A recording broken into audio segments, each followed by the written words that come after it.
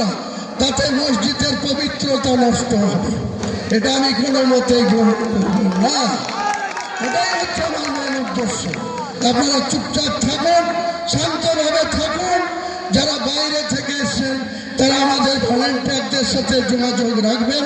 তারা আপনাদের সামান্য লাঞ্চের বা বিরিয়ানির প্যাকেট দেবে। লোকাল ভাইদের অনুরোধ করে বলবো, এত লোককে আমি আপনাদের কোনো অতিথিয়তা আপ্যায়ন করতে পারবো না, আমাকে ক্ষমা করবেন। পরে একদিন খাওয়া দাওয়ার প্রতিযোগিতা হবে।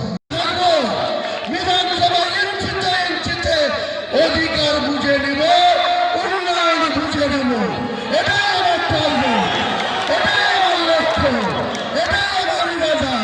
এটা আপনারা আমাকে মন চাইলে নেতা মানবেন, না মানলে যাকে খুশি নেতা মানবেন।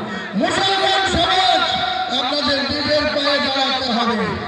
কারো চক্রান্তের শিকার হবেন না, কারো প্রয়োজনে পা দেবেন না, কারো কথা শুনে নিজের আজকে কি হচ্ছে 2 বছর ধরে এই সরকারের আমলে বোম মারছে কে? মুসলমান। মারছে কে? মুসলমান। মরছে কে? মুসলমান। কেস খাচ্ছে কে? মুসলমান। ডিম খাচ্ছে কে? মমতা বন্দ্যোপাধ্যায়ের পুলিশের দারোগা বাবুরা। এখান থেকে আপনাদেরকে সাবধান থাকতে হবে, এখান থেকে আপনাদেরকে সাবধান করে দিচ্ছি। আমি পরে বক্তৃতা করব। আজকের অনুষ্ঠান ঠিক 12টার সময় কোরআন খতম হবে। পবিত্র কোরআনের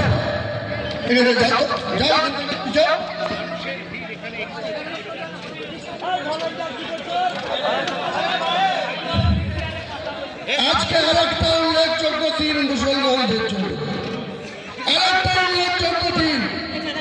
যে পবিত্র কোরআন যেদিন নাজিল হয়েছিল সেই দিন থেকে আজকে 6 ডিসেম্বর 2025 কোরআনের বয়স পূর্ণ হয়েছে 1450 বছর।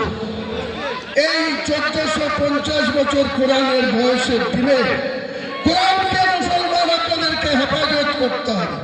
কোরআন কোথাও আক্রান্ত হলে আমাদের জীবনের বিনিময়ে আমরা কোরআনকে রক্ষা করব, কোরআনকে হেফাজত করব। এটাই আমাদের প্রথম উদ্দেশ্য বলে দিলাম। দ্বিতীয় উদ্দেশ্য বলে দিলাম, আপনারা সবাই শান্ত হয়ে থাকবেন। আমরা ঠিক বেলা 12টায় এখানে পবিত্র কোরআনের খতম করা হবে। 1.5 ঘন্টা লাগবে না 2 ঘন্টা লাগবে। অনেক হাফেজ সাহেব যারা কোরআন মুখস্থ তারা কোরআনের খতম শেষ হওয়ার সঙ্গে সঙ্গে এখান থেকে রিমোটে যে জায়গাতে আমার ভিত্তি স্থাপন হবে। আপনাদেরকে আরো একটা কথা বলে রাখি, বেলডাঙ্গার প্রশাসনের লাগাতার বিরোধিতার জন্য আমি 25 বিঘি জায়গা সাধারণ মানুষের কাছে এখনো ওপেন করিনি।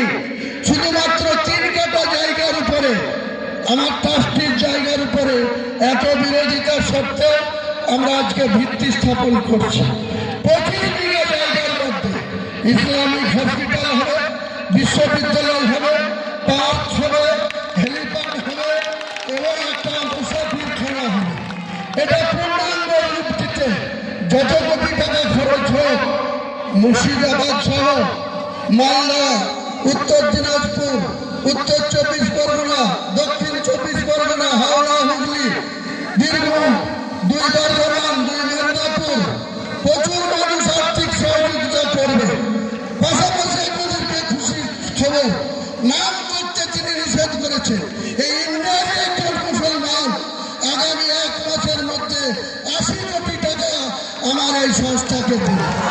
80 কোটি টাকা হোয়াইট মানি, তার কোম্পানি থেকে 80 কোটি টাকা আমাদের এই সংস্থাকে তিনি বাবরি মসজিদ এবং আমার ট্রাস্টিকে সহযোগিতা করবে। ইনশাআল্লাহ টাকার কোনো অভাব হবে না।